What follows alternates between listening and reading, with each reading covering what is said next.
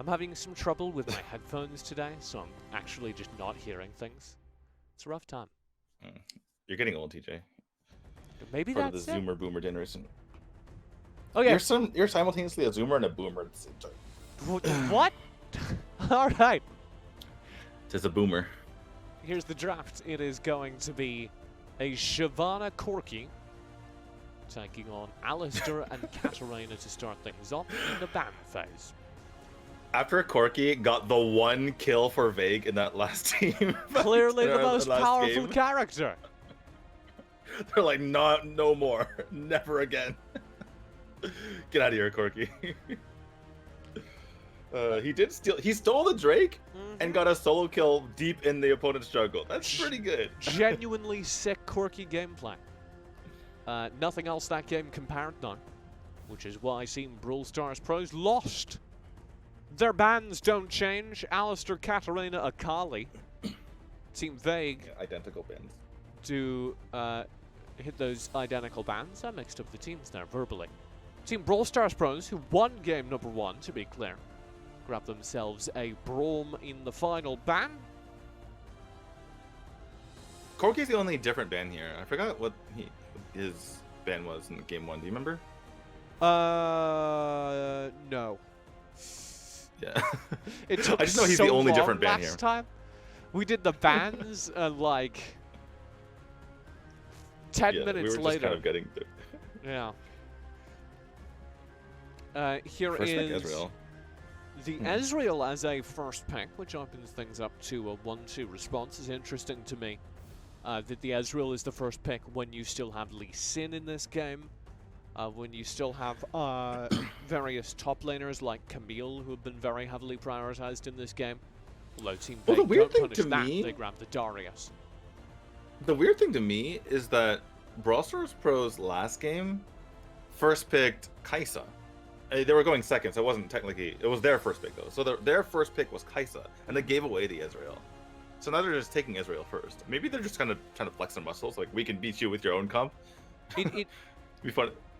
It does show, Good. and maybe this is so oftentimes the theory is you have your carry on the team who's going to want to draft one specific style of character, and that's not going to change very much. On this team, maybe it's just, hey, we're going to give Corey a traditional AD carry, and then we'll figure out what we're doing based on what Team Vague draft in their 1-2 slot. Ooh, Malphite to get rid of the potential combo wombo from Malphite Yasuo. Combo And also wombo? you can deal with combo wombo I combo. like it. The combo wombo will be denied, as you say. Malphite ultimate sets up very well for Yasuo ultimate. Alistair was banned out alongside Braum, so there aren't really any supports with knock-up potential still in the pool, which does suck. Yeah. I'm actually curious to see if Team Vague is just going to go the all-solo route again. Because it seemed like that's what their roster was last time, right? A bunch of individual champions that can kind of perform on their own, but don't really have any good team synergy. And with Malphite taking away, I think this Yasuo could potentially just be on his own. It's like, make your own ult work. Yeah, I would hope that we get something a little more team-orientated in terms of gameplay than game number 1, because it did very much feel like a series of split laning phases.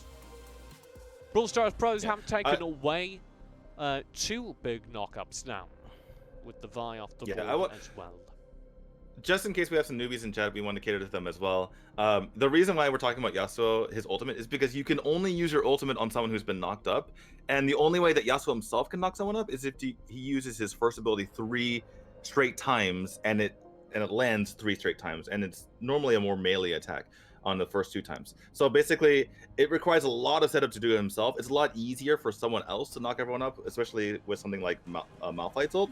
So if someone knocks someone out with their ult, and then Yasuo can just immediately jump in and then have him basically perma-stun for eternity and knock him into oblivion.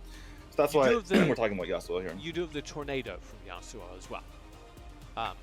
Yeah, no, well that's his only way to do that. Yes. That's the thing, and it's very it's a setup. It takes 3 times to do it, so it's like it can be a process.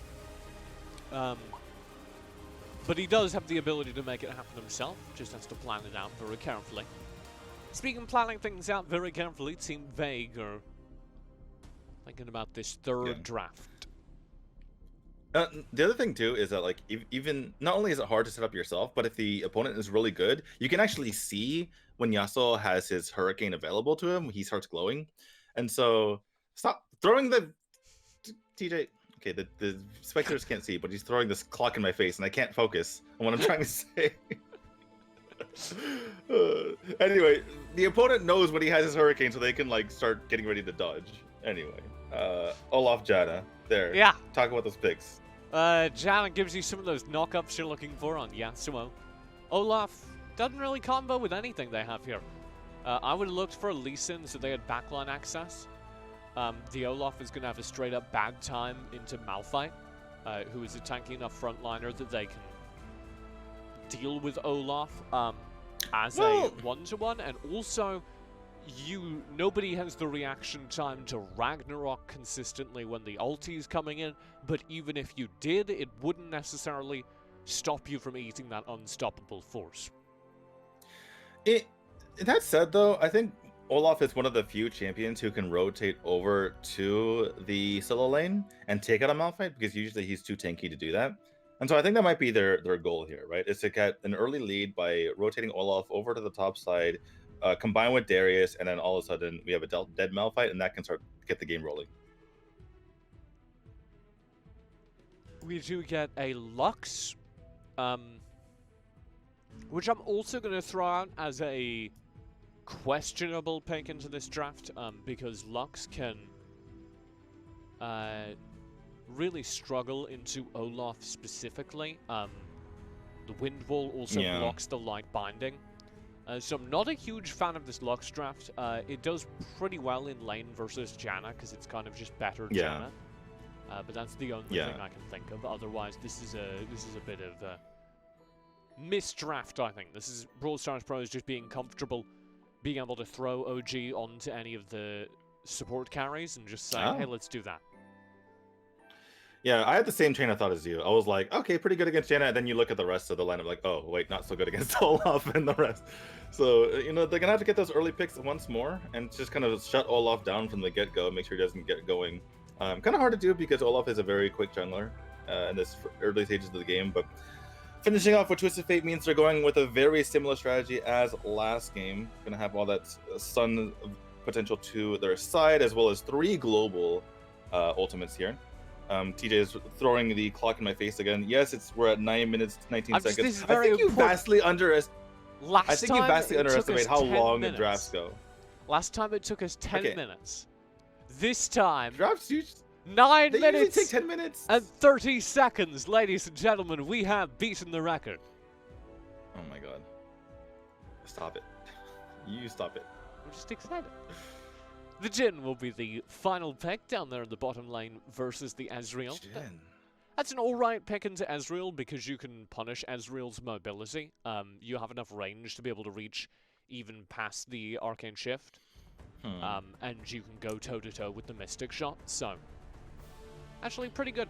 Alright. I guess I can see what they're doing here. It doesn't really pair with the rest of their team very well. As far as, you know, the rest of the team just wants to get in on their opponents, and Jhin doesn't really have the necessary consistent damage to follow up on that. However, I do like what you're saying in that if they can just survive the early game in that dual lane, then they can kind of set themselves up for a decent mid to late game here. And provided, seeing that the Brawl Stars Pros has a very potent starting dual lane in Ezreal and Lux, I can totally see why Team Vague was very concerned about that dual lane holding up there. I think my greatest worry for all this is just that they don't actually have a sustained damage source like at all. Over on the Team Vague side, they have the Yasuo, who's very good for burst, but his cooldowns do run out. Now that will change late game when Yasuo's auto attacks become a sustained damage source onto themselves. But that'll take a while to get there. And until that point, you're going to have a ton of burst damage available, but no sustained damage to take down the Malphite in the course of a team fight, and no ability to chase down a backline, which is going to be Twisted Fate, Lux, Ezreal. All characters you quite desperately want to connect with, want to get onto. They simply don't have the tools to access them. Yeah, I really think this is going to go Brawl Stars' way again, just because they have, I mean, they basically drafted a very similar comp here, and they have really good pickoff potential, right? And I don't see that pickoff potential on the side of Team Vague. Yeah, they have good individual champions, and yeah, if you see Olaf rotate, or Olaf and Yasuo can take someone out, Olaf and Darius can potentially take someone out, but it's not really designed to pick someone off. It's just designed to be like, we're individually decent, and we can maybe win a scrum here and there. But on the side of Brawl Stars pros, it's very calculated, right? Like, we're gonna lock you down forever and you're going to die. And I think that's going to bear out here in the early stages of the game. Beyond that, the team fight potential for Vague, I don't really like their engage. Their engage is basically just Olaf running at you and yelling really loudly, just popping the Ragnarok and just getting in there. And yeah, that can be very effective and kind of cause chaos because of the fact that Brawl Stars pros are really relying heavily on the CC, but it's not the most consistent of engages here, especially because they can burn him down pretty quickly once his armor goes down because of popping the Ragnarok. Yeah. Before we get into game here, whilst we're waiting for the teams to get through the lobby and all that, I'd like to just touch on where we're at in the bracket. We are, of course, watching match number 17 at the very bottom of your screen there. Brawl Stars Pros versus Team Vague. And later on, we are going to watch one of the losers round 3 matches, I believe. And we will get back to you on which that will be, as one of them gets locked in before our very eyes, Daniel. Oh, results coming in Naguara. hot. Yeah. Well, we casted a tournament previously last week, and it seems like every team in that tournament is doing pretty well. Giz Next Door was one of the lower teams in that tournament, and they're winning here. So it just goes to show that we were already watching some of the best teams there, TJ. Yeah, just for fun, knocked out again. Our upper bracket matchups are, I think, where the most interesting stories are happening. Shogunate surprised us with a very dominant victory over Naguara. They're going to be playing Tribe Gaming. That'll be tomorrow. Also tomorrow, Team Snow takes on Team Goons, the Arena of Valor super team. Rest, Hoon, everyone else waiting on that top side of the bracket. These teams battling to see who gets to face them. That means everything for now as we get into game number 2. All right, let's see what kind of invade they can provide here as we see them in the fog of war, trying to chase after this Olaf here. I was so busy working on the bracket, it took me a second to get everything set up. I do very much appreciate the zoom out. I wish I could zoom out in the actual game. Yeah, like I think that would give you a competitive advantage. What if everyone could zoom out like this, CJ? What if you could zoom out to the entire map and everyone looks like ants? So I think my understanding, you can do that in the spectator client on League PC. You get really out there. You have to break the game to do it. There's like a secret up, down, down, A, B, A, B thing you have to enter. But once you do that, you can zoom out as far as you want. Anyway. I believe we had a sub come in because Shinigami was playing solo lane earlier, and now he's playing jungle. I don't know where Lovely was playing earlier. I don't recall. I know the Sweaty Ghost was mid on the Corki earlier because I remember that sweet outplay in the middle of the game there. I don't recall Lovely in game number 1. Yeah, I think he is a sub, if I'm not mistaken. Or maybe this is the roster they intended to have all along. Potentially. We'll find out. Eris. Early skirmish does break out here over the scuttle. Eris is in trouble. Shinigami will come in round the side. Robert knocks him low. Over the wall goes Eris. Sweaty goes to Lovely. Both low HP. One will fall. Lovely survives on literally 1 HP. And Molly's looking for the chase. Gold card, flash, and take that L. I was gonna say like survives on 1 HP. I'm not sure that's gonna happen in this case here. And the chase was real. Molly providing that.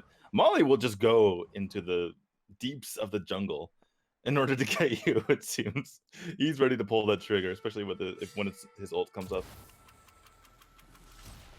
Monk and Software playing very defensive in this lane, not stepping up to fight.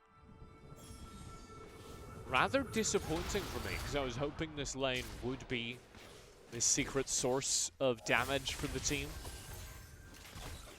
It doesn't seem we'll get there. I think they were happy with the rest of the draft. I mean, I personally wasn't, but I think they were happy with the rest of the draft as far as like how it would set up. And I just wanted to survive this lane, but I don't know. Things just aren't looking very good from the get-go here. Yeah, already a pretty dominant early game fight to Brawl Stars pros. I'm a little bit surprised. Lovely. Oh, hello. Full ulti Sweaty spent. Ghost. Sweaty Ghost Oh, no, dead yet again. Should have got me on the run, but he's Olaf. Olaf's not very good for counter ganking. Doesn't have any CC.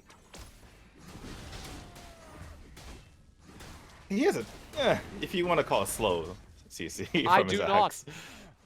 It's also the lamest it's slow something. in the history. It's just like, yeah. It's a slight slow. It's good for one when thing, you're chasing and someone, it's running people down in the jungle. That's it. you throw that axe at them, and they're like, "Ow!" and it slows them down a little bit, and then you pick up your axe while you're chasing them, and then they're like, "Oh crap!" and then you throw it up again, and he's like, "Ow!" and then eventually you catch up to them, and you jump on their head, and they die. But it's not especially good for showing up in lane and guaranteeing kills. In fact, I would argue it's quite bad for that. The dragon has spawned. Case in point, no real way to respond. Brawl Stars pros getting the early kills. Now They're try and really respond forcing this. by forcing this dragon. As you say, it is very risky. There is a board inside the pit. Oh, what a pull! Ooh. Over the wall! Eris yanked in dead early. White Monk raining in the damage. True shot as well. Curtain Call doesn't find any kills, but it zones people back. Oh. Unstoppable force will find the impact for the fight. Brawl Stars pros full damage out, and they've got 1 kill. Software, Monk very low. They'll fall as well. Sure, you got the Drake, but the Brawl Stars Ooh. pros find 3 kills immediately afterwards. Yeah, it seems like Team Vague was just going for the surprise factor. They knew that a couple of people were going back and like, this is our only chance to ever take this ever. And they were actually right, because it took a while for the side of Brawl Stars pros to get in position and start to contest that. Obviously, it's a very nice job of hooking, who was it, Vi into that and getting that kill early on, so that it was very hard to get the steal. But then after that, we kind of saw where that was going, because everyone on the side of Team Vague was low. We had everyone circling in from all angles from Team Brawl Stars pros, and it was a done deal after that. Yeah, and I think it may have helped to dissuade the take, but I really didn't like that use of Curtain Call. Monk just kind of throwing it down ahead of time and using it as a zoning ultimate. If there is going to be a team fight afterwards, you want that ultimate for it. I think he was anticipating a team fight around the take of the Drake, which is why he used it there. I mean, I don't think he was expecting like the fight to be over. And perhaps he actually, caused the Drake to be taken, if you think about that, right? Because like there was no real way for Brawl Stars pros to even engage. Well, and so they just play it smart. I think they just play it smart, honestly. Ghost is in trouble. And he got. Will stay alive. Because if they try to fight it, then I think the ult actually works, and then I think it was just like an outplay. The second your jungler dies, you can't contest a Drake theoretically because you don't have a smite. I think he popped it before though. This is going to be a pretty easy kill. Robert Oh no! Will be able to turn the tables. They don't even scratch him. Finally, Robert goes down to the Noxie and Guillotine of Lovely, but 3 kills are passed right back over an answer. Ghost is all alone behind the turret. Running for their life. Typically when you're surrounded by 3, you go down, not the other 2. Especially when two of those members are Olaf and Darius. Like, they should be able to burn you down pretty quickly. Malphite. But, not to be the case there. Uh, He's tanky, but he's not that tanky. Rod of Ages. I mean, I would argue that Darius is tankier than Malphite. He's got so much gold. But anyway. Yeah, that is an issue. You could just get tankiness just from having more levels and more gold than them. Bramble Vest and Rod of Ages just adding up there. Yeah. Rod of Ages surprisingly makes you surprisingly tanky in this game. Yeah. Me playing support Galio, guess what my first item is every game? Rod of Ages. Dive into the bottom lane. White Monk will stay alive. Here comes the Destiny. Molly deals the gold card and guarantees the kill. Welcome to Willy Wonka's Chocolate Factory software. I don't even think the Lux ult landed there. I think he was already dead. You can see, though, that this Yasuo, like, does make things very hard for the Lux. But, you know. I mean, both the Not Yasuo and the causing any Olaf, trouble. in theory. Ghost will go down she stole here. it! She stole it! Eris Shinigami has no mana! over the no mana. wall, He's steals so the sad. blue buff, and will get away with it. Destroyed. Shinigami is the saddest Olaf in the history of Olafs. I know that feeling. I played a heck of a lot of Olaf. TJ, he was like, I was just one trick Olafing on my way to the plant early on, and you not feel good when you don't have any mana. Drake, low HP, Monsoon from Software will split the fight. True Oh shot, boy. just arcs through it and ends the fight. Corey delivers the killing blow. Drake will be picked up once again by the Brawl Stars pros. As a double kill goes over Oh to boy. Robert amidst the 3 kills they find. Ghost is dealt a gold card in mid lane. Will get poked down, is just having to play very safe behind this turret. Red team lost a You know, I think in the middle of the last game, Team Brawl Star Pros. Oh wait, hold on. Last Whisper, Corey Can in you do trouble, it? Oh. Ghost dead. Auto attack finishes the deal. Noxie and Guillotine will come through. Barrier does not save Corey. And that will mean that it's a rare and beneficial 1-for-1 trade for Team Okay, Pain. he's got his Trinity Force. He's fine. Next fight, he'll be fine. Eris back in. Software be in trouble as the Destiny is deployed. And it's an easy kill back over to Molly. Your normal service has been resumed. Lovely. This turret dead. is dead. You're not going to be able to hide behind it. He's dead as well. Nashor has spawned. Legendary. I love how lovely he's like saying there, like I'm fine, right? Like no, I'm afraid not. I'm afraid not. Boom! He just solo ults him. He doesn't care. I don't know that this my gets the goodness. kill, though. It's after all a Malphite. I think his eyes got really wide because White Monk, he had his GA already popped. So he's like, oh, that's an item you just don't have here, other than a bit of attack damage and defense. So just gonna go for the Baron. They do have a 14k gold lead, so there's that. Slain Baron Nashor. I also think when you have a 15k gold lead and you're a Malphite and you see a Jhin all alone in lane, you decide to see what happens, you know? Yeah.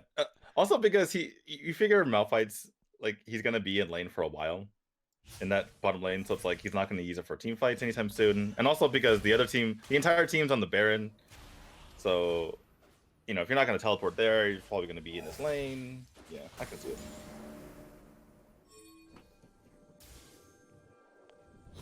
Here's the focus in through the mid lane. A dive from Eris will Oh, find goodness. Software Software B. B. Monsoon Oh, boy. does not save him. Oh, boy. True shot.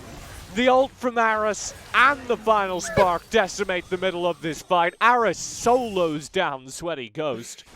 In the meantime, What were you Robert's saying about being Windwall hunted, being but effective he here? wins these. My God. 1v2. Unstoppable 1v2, force. let's go. Noxie and Guillotine slows things down. Lovely. Cannot out-trade him.